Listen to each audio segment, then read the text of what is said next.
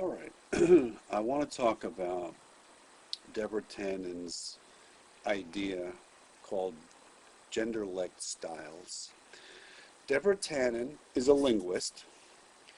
Her central interest is in conversation, everyday, ordinary conversation, um, and not so much about the technical, detailed aspects of language as much as about the social side. Um, she's interested in variables that influence the meaning of what we say, how we intend it and how we understand it. And she has come to see that the gender of a person is one variable that plays a role in how we talk to each other, how we understand each other. And she doesn't think it's the only variable, and she doesn't think that knowing a person's gender is enough to predict how they will talk or understand. But she thinks it's one variable among many that does play a role.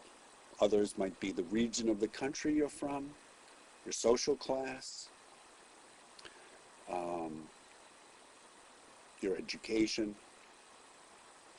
your upbringing, maybe even your ethnic and religious background. Anyway, by gender, I think what she means is a whole body of attitudes, beliefs, outlook, ways of taking in the world, responding to the world. Typically, males have what would be called a masculine gender, females a feminine gender, but not always. And although she's interested in style of conversation, and she would talk about female and male style, not all males use a male style, or maybe not a male style all the time. And not all females use a female style or a female style all the time. So there's a lot of variability here. If you were to take what she's saying and translate it into, if you're a male, you must do X, and if you're a female, no doubt you do Y, you would be misreading her, and you would be able to critique what she's saying very, very quickly, except it's not what she's saying. She doesn't think that there's any real difference in a male or female style in terms of its validity or its value. She doesn't think, as many people might suggest, she doesn't think that males are typically trying to dominate women, even when they seem to be, although there are times they are trying to. And she doesn't think that women are trying to manipulate men, even though they've often been accused of that. She thinks that those observations are often misreadings due to style misreadings and not understanding how to interpret.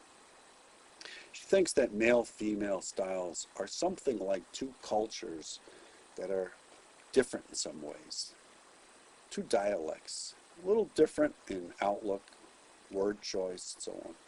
Let me read to you a short piece from the movie When Harry Met Sally. Probably most of you have seen the movie. Harry's a young fellow, college, graduate school age, about to drive from Berkeley, California to New York City, and he's got a girlfriend in Berkeley who he's about to leave behind. And his girlfriend's friend is a young woman named Sally. Sally is going to hitch a ride with Harry all the way to New York. And on the way, they are talking, and here's a little bit of their conversation. Harry says, "You realize, of course, that we can never be friends. Why not?" What I'm saying is, and this is not a come-on in any way, shape, or form, is that men and women can't be friends because the sex part always gets in the way.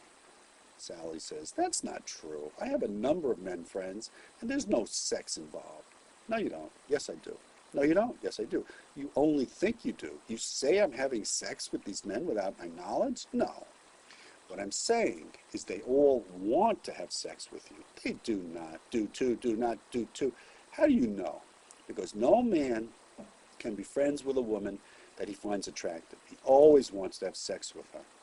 So, you're saying that a man can be friends with a woman he finds unattractive? No, you pretty much want to nail him too.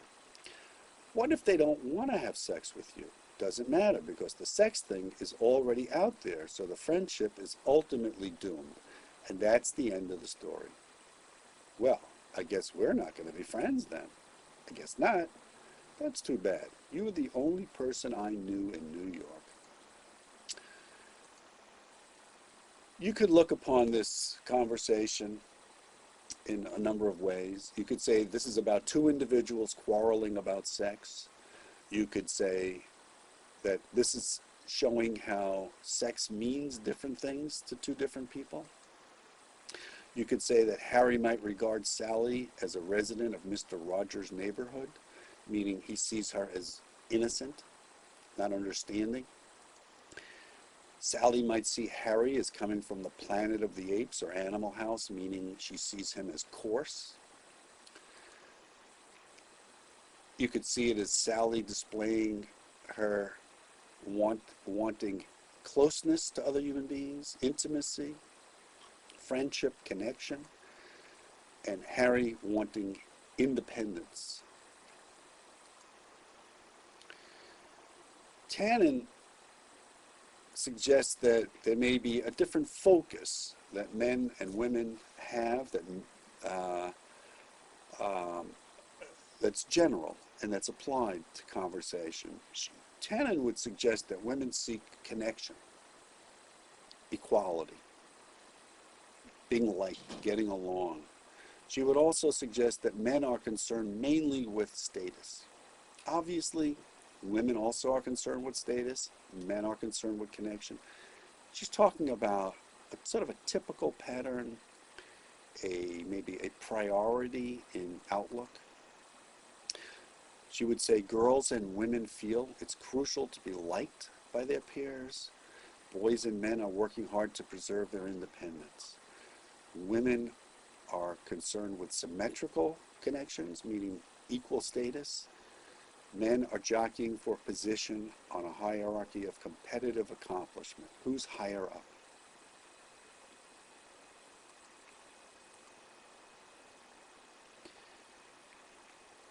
Being one up, which is that? A male concern or a female concern? Tannen would say that's the male concern. Who is higher up? The female concern, being connected. Tannen uses a distinction she calls report talk versus rapport talk to try to get at some of these differences. She thinks men are most comfortable with report talk, which she also calls public speaking. And she thinks that females are most comfortable with what she calls private speaking or rapport talk. Public speaking is not simply speaking in public. It's not just the situation. It's not just the number of people. It's how you talk. Public speaking is a style of talking that's sort of like a lecture, more of a monologue, more of a taking a one-up position as you speak to the other guy, the message you're sending. The private speaking approach is the one that Tannen connects with women. Typically takes place in private, but not always. You can do private speaking in public. It's a rapport style of relating in a way that's personal. And Tannen would say that maybe that doesn't transfer well to the public arena. But actually, I don't think I would agree with this statement. I'm not sure Tannen would even say that. I think she would say that you can speak private talk in public and that it could be effective.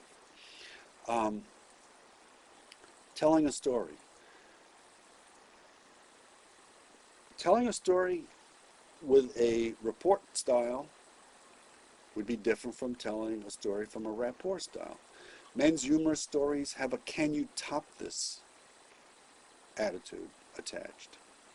It may be, I've got a story that's great. I'm going to top what you just told me. Tannen would say women, on the other hand, tend to express their desire for community, connection, by telling stories about others. On rarer occasions, when a woman is a character in her own narrative, she usually describes herself as something foolish rather than acting in a clever manner.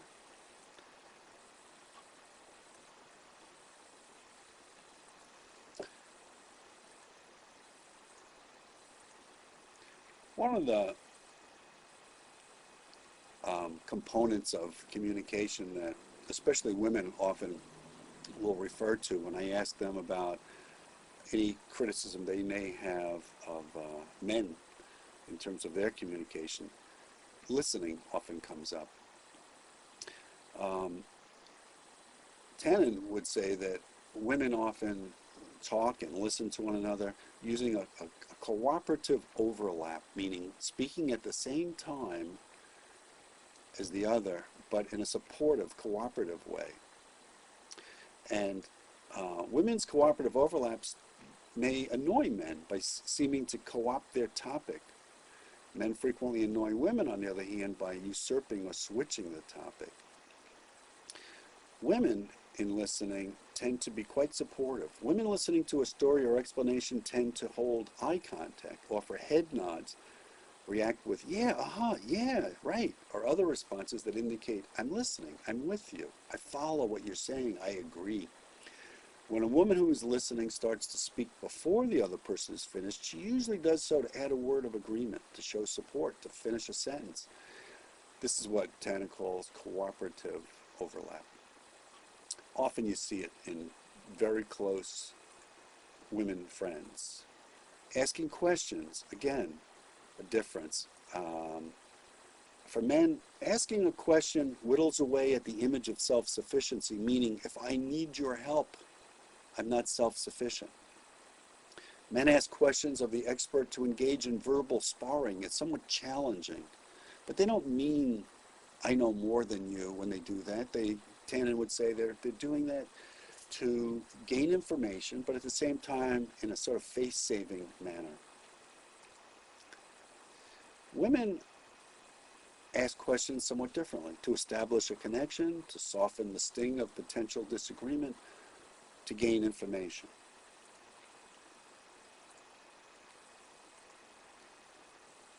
Tannen would say that men and women engage in conflict differently, that men are more at home with conflict than women are.